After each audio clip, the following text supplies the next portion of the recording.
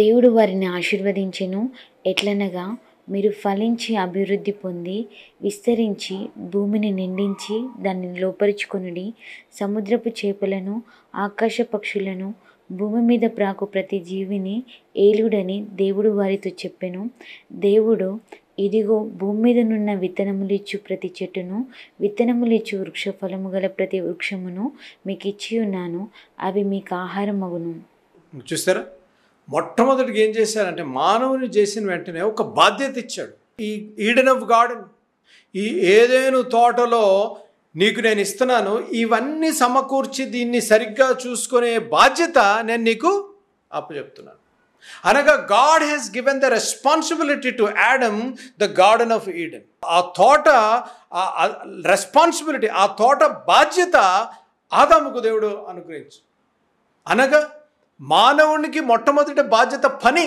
అంటే ఈజీగా వచ్చేసి యెహోవా దేవుడు ఇలా వెంటనే ఆదాము అన్ని చేసేసి, ఆదాము has to take care of the garden. ఆ తోటను చూసుకోవాల్సిన బాధ్యత ఆదాముకి ఇచ్చాడు. అదే రీతిగా భర్తలు, కుమారులు జాగ్రత్త వినాలి. మన కుటుంబాలను పోషించే బాధ్యత, మన కుటుంబాలని నడిపే బాధ్యత, మన భార్యకు దేవుడు అనుగ్రహించిన భార్య బిడ్డలను పోషించే బాధ్యత మగవారిగా, భర్తగా మన మీద ఉందని దేవుని సేవకుడుగా నేను చెప్తున్నాను. ఇంకా నాకు సమయం లేదు, కానీ పౌలు గారు తిమోతికి రాస్తూ చెప్పారు, ఏ మగవాడైతే తన గృహానికి సమకూర్చలేడో చాలా పెద్ద పదం వాడాడు అన్నమాట.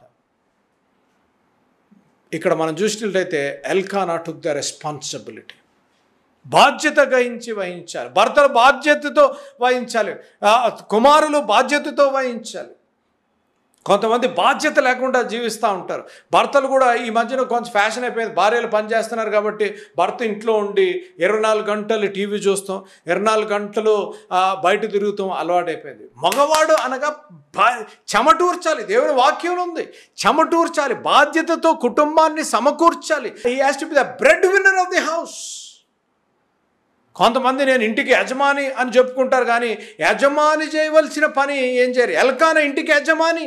ఆ ఇంటికి యజమాని అయిన ఎల్కానా చేయవలసిన భార్యను ప్రేమిస్తున్నాడు, భార్యను ప్రోత్సహిస్తున్నాడు. ఇక్కడ భార్యను తీసుకొని మందిరములకు, దేవుని మందిరములకు వెళ్ళిన రీతిగా దేవుని వాక్యంలో మనం చూస్తున్నాం. దేవుని మందిరానికి నువ్వు భార్య బిడ్డల్ని తీసుకెళ్తున్నావా? Are you the leader of the house? Are you leading your family into the spiritual ways? దేవుని వాక్యములో, దేవుని వాక్యపు వెలుగులో పెంచగలుగుతున్నావా?